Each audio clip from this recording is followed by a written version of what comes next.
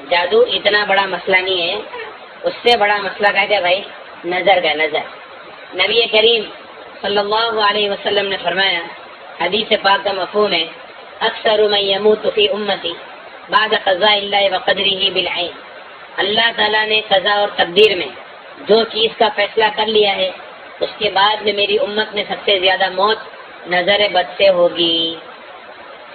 اللہ تعالیٰ نے تقدیر میں جو چیز کا فیصلہ کر لیا ہے اس کے بعد میں میری امت میں سب سے زیادہ موت نظر بد سے ہوگی۔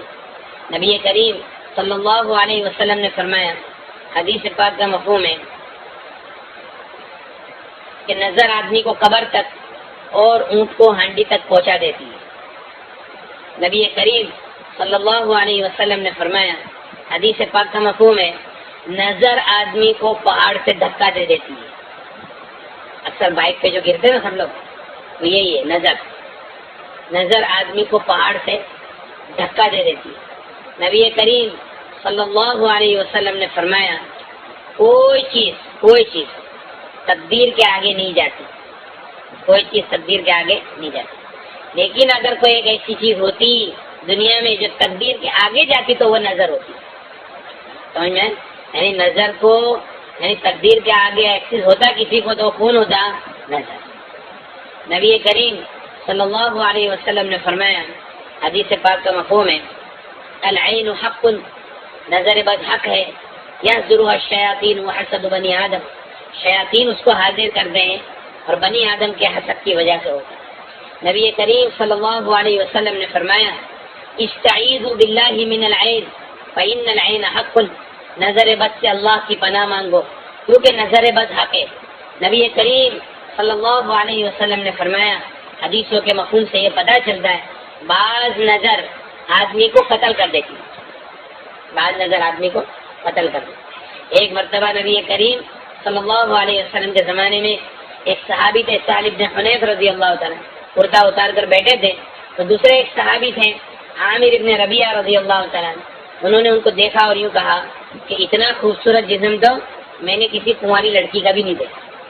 تو تھوڑی دیر میں ان کو بخار چڑھ گیا، تڑپنے لگے، صحابہ اٹھا کر نبی کریم صلی اللہ علیہ وسلم کے پاس لے کر گئے۔ اللہ کے رسول صلی اللہ علیہ وسلم نے پوچھا، مفہوم ہے حدیث کا، کہ تمہارا جسم دیکھ کر کسی نے کچھ کہا تھا؟ ہمیں کہ ہاں۔ کہ کون ہے وہ؟ کہا کہ عامر ابن ربیعہ رضی اللہ عنہ، میں ان کو بلا کے لاؤں۔ جب وہ آئے تو اللہ کے رسول صلی اللہ علیہ وسلم نے پہلا جملہ یہ فرمایا، علامہ یقتل احدکم اخاہ، تم میں سے کوئی کیوں اپنی نظر کے ذریعے سے اپنے بھائی کو قتل کرتا ہے؟ جب تم نے ان کو دیکھا تو تم نے ان کو برکت کی دعا کیوں نہیں دی؟ ماشاءاللہ کیوں نہیں کہا؟ بارک اللہ کیوں نہیں کہا کہ اللہ تعالیٰ آپ کو اور برکت دے۔ آج یہ سب سے بڑا مسئلہ جو ہے نا، ایک تو ہم نے ہمارے اندر سلام کو کمتی کر دیا، ہاں سلام ہمارے اندر کم دیا، السلام علیکم ورحمۃ اللہ وبرکاتہ، یہ کمتی ہو گیا، ہاں۔ اس لیے نبی کریم صلی اللہ علیہ وسلم نے فرمایا کہ لا يدخل الجنة حتى تؤمنوا ولن تؤمنوا حتى تحابوا، جنت میں تم ہرگز داخل ہو نہیں سکتے جب تک کہ تم ایمان والے نہ ہو جاؤ، تم ایمان والے ہو نہیں سکتے جب تک کہ تمہارے آپس میں محبت نہ پیدا ہو جائے۔ اور میں تم کو ایسی چیز نہ بتاؤں تو تمہارے درمیان میں محبت کو پیدا کر دے، افشوا السلام بینکم، آپس میں سلام کا رواج۔ اچھا، وہ صحابی جو تھے عامر ابن ربیعہ رضی اللہ عنہ، بدری صحابی تھے، نبی کریم صلی اللہ علیہ وسلم کے صحبت یافتہ تھے، ان کے دل بہت صاف تھے۔ صحابہ کے بارے میں ہمارا عقیدہ اہل سنت والجماعت کا یہ ہے کہ الصحابۃ کلھم عدول، کہ صحابہ کے اندر تمام کے اندر عدالت تھی، اور ساری دنیا کے اولیاء کرام ایک ادنا صحابی کا درجہ نہیں لے سکتے، یہ ہمارا عقیدہ ہے۔ لیکن انہوں نے جب یہ کہا تو کوئی حسد نہیں تھا ان کے دل میں، لیکن یہ تعجب کی نگاہ سے جب انہوں نے کہا تو شیطان نے فوراً اس کے اوپر حملہ کر دیا، وہ صحابی کے اوپر، اور وہ چیز نظر کے اندر مبتلا ہو گئی۔ علاج یہ کیا نبی کریم صلی اللہ علیہ وسلم نے کہ وہ عامر ابن ربیعہ رضی اللہ عنہ کو بلایا اور ان کو وضو کرایا، وضو کا پانی ایک برتن کے اندر جمع کیا اور وہ پانی کو سہل بن حنیف کی پیٹھ کے اوپر بہایا، تو اس سے ان کی نظر توڑ گئی۔ لیکن یہ علاج کب ہے؟ جبکہ نظر لگانے والے کا پتہ ہو۔ یہ علاج کب ہے؟ نظر لگانے والے کا پتہ ہو تب ہے۔ اگر پتہ نہیں ہے، بہت لوگوں کی نظریں لگی ہوئی ہے، تو اس کا پھر علاج یہ ہے کہ ایک آدھی بالٹی پانی لینا ہے، آدھی بالٹی پانی میں دونوں ہاتھ ڈبا کر باتھ روم کے باہر باتھ روم کے باہر آدھی بالٹی پانی میں دونوں ہاتھ ڈبا کر درود شریف 7 مرتبہ، سورہ فاتحہ 7 مرتبہ، آیت الکرسی 7 مرتبہ اور چاروں کی 7 مرتبہ اور پھر سے درود شریف 7 مرتبہ، یہ سب چیزوں کو 7 بار پڑھنا ہے اور وہ پانی کے اوپر دم نہیں کرنا ہے اور اس پانی سے نہانا ہے.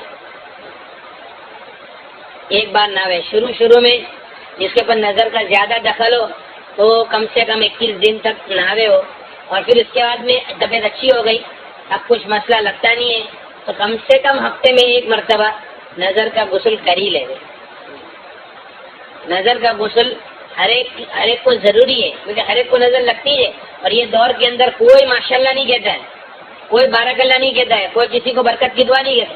اگر کوئی کسی کو بولے گا نا کہ میرا یہ کام ہوگا تو بولے ہاں ویری گڈ یار بہت اچھا، لیکن کوئی ماشاءاللہ اور بارک اللہ نہیں بولے گا، ہے نا. اور ایک سب سے بڑا مسئلہ نظر لگنے کا یہ ہے، نظر لگتی کیوں ہے؟ دیکھو ہم کیا سوچتے ہیں کہ کوئی آدمی کو اگر ہم ہمارے کاروبار کے راز بتائیں گے یا اپنی نعمت کا تذکرہ کریں گے تو کیا فرق پڑتا ہے؟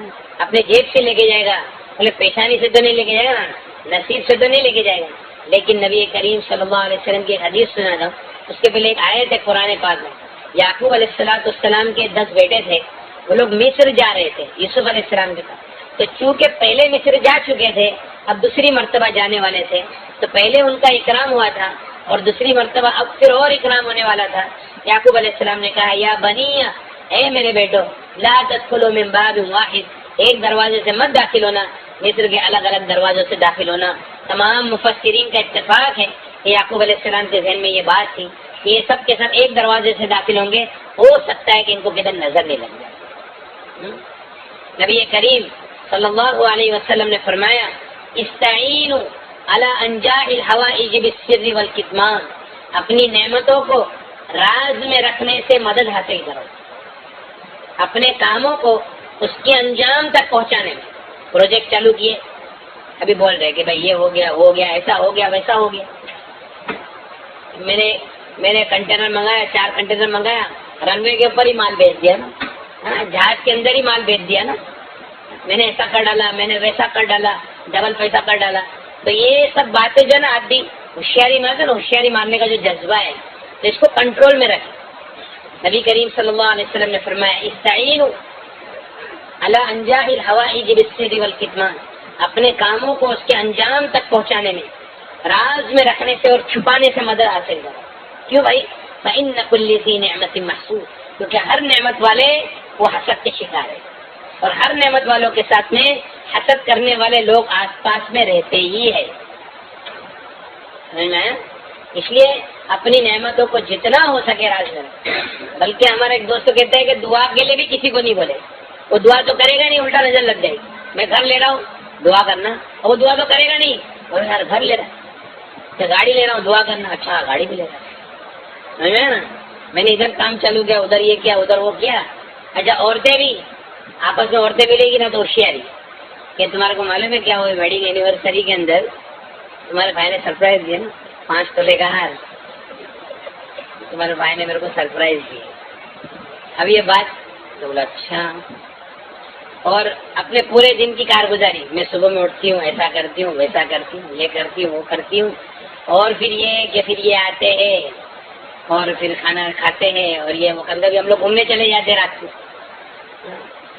سمجھ ہے کہ نہیں؟ بھیونڈی تو ڈھابا تو چالو ہے.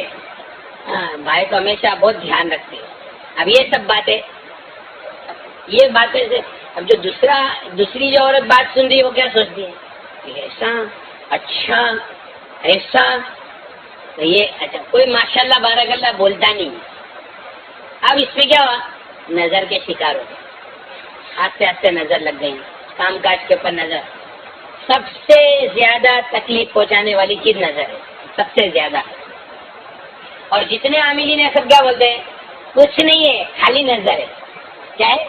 ارے بھائی وہی تو بریلی نظر ہے. خالی نہیں ہے، وہ بریلی نظر ہے. نظر جادو کو بھی دعوت دیتا ہے، جنات کو بھی دعوت دیتا ہے. نظر لگانے کے اندر اپن ذریعہ کون بنے؟ ہم خود ہی بنے. میں اپنی نعمتوں کو راز میں رکھو، زیادہ کسی کے سامنے تذکرہ نہیں کرو. اچھا نظر کی علامتیں، اب میں نظر کی علامتیں آپ کو بتاؤں گا، سب کے سب بولے یار یہ سب علامتیں تو ہمارے اندر ہے، کوئی کم و بیش ایسا کوئی ہوئے گا کہ بھائی وہ کسی میں نہیں ہوئے گا. دیکھو ایک عربی عامل نے لکھا ہے اپنی کتاب میں کہ جسم کے اندر کمزوری، کھانے کی رغبت نہیں ہونا، بدن میں حرارت محسوس ہونا، گیس، کثرت سے پیٹ میں گیس بننا، کثرت الغازات فی البدن، کثرت سے پیٹ میں گیس بننا، رونا بغیر وجہ کے، تمہیں سینے میں گھٹن محسوس ہونا،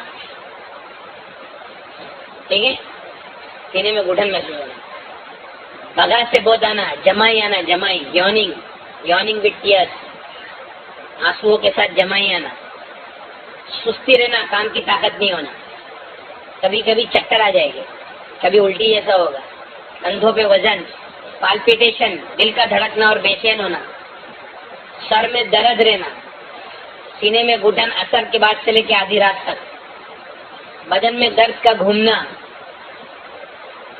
نمازوں سے دور بھاگنا، اعمال سے، ذکر سے دور بھاگنا، دوستوں سے، رشتہ داروں سے ملنے میں نفرت کرنا، عورتوں کے بال گرنا، وہ عورت کتنا بھی شیمپو لگا لے بھاری بھاری کچھ ہونے والا نہیں، عورتوں کے بال گرنا، کاروبار کا، منصب کا، عہدے کا برباد ہو جانا، کام کی وقت کی پابندی نہیں ہونا، جو کام میں آپ ایکسپرٹ ہے وہ کام کرنے کے لیے جائیں گے آپ بیمار پڑ جائیں گے یا سستی چڑھ جائے گی. اب بتاؤ اس میں سے کتنے لوگ ہیں، اس میں کتنی چیزیں ہے نا یہ سب.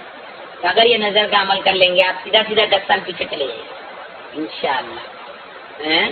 اور کاروبار جو کھلے گا، اور ایسے نہیں ایک دو بات نہیں، ہزاروں واقعات ہیں کہ بھائی اللہ تعالیٰ نے جن کو صاحب حیثیت بنایا ان کے گھر میں جا کے ایک تقریر کر دیے تو بتا دیے، نظر کا عمل دے دیے. اب جب عمل کرنے لگے، ایک ہمارا بھائی ہے ماشاءاللہ، اس کا نام پوری دنیا میں، اللہ اور برکت دے ہوئے اس کو اور دین کے کام کے لیے اللہ قبول کرے.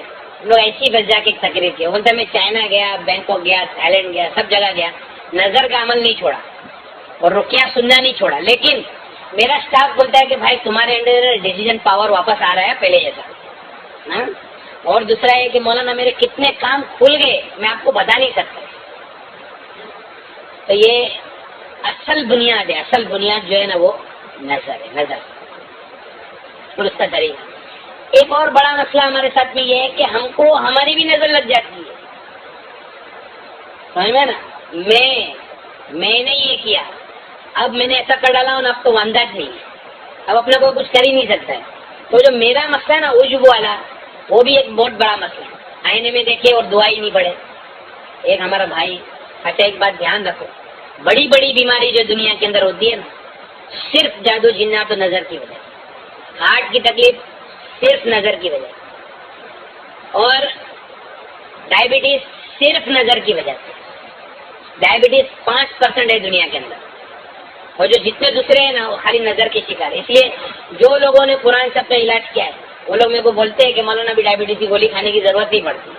ہاں پر دماغ میں کیا بیٹھا ہوا ہے کہ ڈائبٹیز کا علاج نہیں ہے. بولا علاج تو نہیں ہے لیکن کیا ہے کہ اب ضرورت بھی نہیں پڑتی، تو علاج ہو ہی گیا نا بھائی آٹومیٹک، برابر ہے کہ نہیں. اور ہارٹ، ہمارے ایک بھائی ہے تو 1-1.5 مہینے کے بعد اس کا آپریشن تھا ہارٹ کا، تو 90% 80% نسیں بلاک. قرآن سنا 1 مہینے کے بعد جب علاج کے لیے گیا تو 30-40 پہ آ گیا بلاکیج. بولے بھائی تم تو جو دوا کر رہے وہی دوا کرو، وہ تمہارا تو معاملہ ایسے ہی ختم ہو گیا. تو جو بلاکیج ہے وہ صرف اور صرف نظر کی وجہ سے. اور ہمارے اندر مسئلہ ہے کہ ہم آہستہ آہستہ نظر کا مجموعہ بن جاتے ہیں، اور پھر اس کے بعد میں کبھی اس کی طرف ہمارا ذہن جاتا ہی نہیں ہے کہ ہم کو نظر لگے. اور بلکہ اپنے جتنے دعوت کے کام کرنے والے جو ساتھی ہیں ان کو تو اس کا خاص اہتمام کرنا چاہیے، کیونکہ بعض مرتبہ دعوت کے کام سے جو پیچھے اڑیا سے اعمال میں نہیں لگنے کا جو ہوتا ہے وہ بھی نظر لگنے کی وجہ سے ہوتا ہے. سمجھ میں ہے نا. تو اس کے لیے نظر جو ہے وہ بہت، نبی کریم صلی اللہ علیہ وسلم نے فرمایا، حدیث پاک کا مفہوم ہے استعیذوا باللہ من العین فإن العین حق. اور دیکھو گندے گندے خیالات، گندے گندے وسوسے، اس کی بھی بنیاد نظر ہے. کیوں معلوم ہے کہ اللہ والوں کی نظر سے آدمی اللہ والا بن جاتا ہے، برے لوگوں کی نظر سے آدمی برا بن جاتا ہے. ہمارے ایک مفتی صاحب ہے، بہت اچھے بڑے مدرسے میں پڑھاتے، بڑی کتابیں پڑھاتے، ان کا ایک بچہ بہت نافرمان ہو گیا، بہت نافرمان۔ انہوں نے بولا کہ میں بامبے میں رہوں گا، میں ادھر گاؤں میں نہیں رہوں گا، اور میں اپنی مرضی سے زندگی گزاروں گا۔ تو میرے کو ملنے کے لیے آئے تھے ہمارے حضرت مفتی احمد صاحب خانپوری، انہوں نے ان کو بھیجا۔ تو وہ سمجھا پٹا کہ وہ بچے کو لے کے آئے۔ تو میں اس کو بولا کہ دیکھ تو بامبے میں رہے نا، بامبے میں رہے، ایک کام میرا کر لے، میں خالی جو بولتا ہوں نا، میں نے تھوڑا سے قرآن پڑھا، میں بولا کہ دیکھو تم ماں باپ نے مل کر یہ بچے کی تعریف بہت کیے تھے گا بچپن میں۔ بولے مولانا اتنا فرما بردار تھا، ہم لوگ سب کے سامنے اس کی اتنی تعریف کی، سچی بولتے آپ۔ میں بولا ابھی ایک کام کرو، ایک تو یہ کہ بھائی آپ کو پانی میں ہاتھ ڈبا کے نہانا ہے، اور ماں باپ تم دونوں وضو کرو، پانی جمع کرو، اور تمہارے یہ بچے کے اوپر پانی لگو۔ انہوں نے ایسا کیا۔ وہ بولتے ہیں کہ مولانا ایک ہفتے کے اندر ہمارا بچہ ایسا سدھر گیا ہے، بولتا ہے کہ میں گاؤں میں رہوں گا، ممبئی نہیں جاؤں گا، تم جیسا بولے گا ویسا کروں گا، جو ہو گیا اس کے لیے میں معافی مانگتا ہوں۔ اللہ تعالیٰ نے اس کو شفا دے دی۔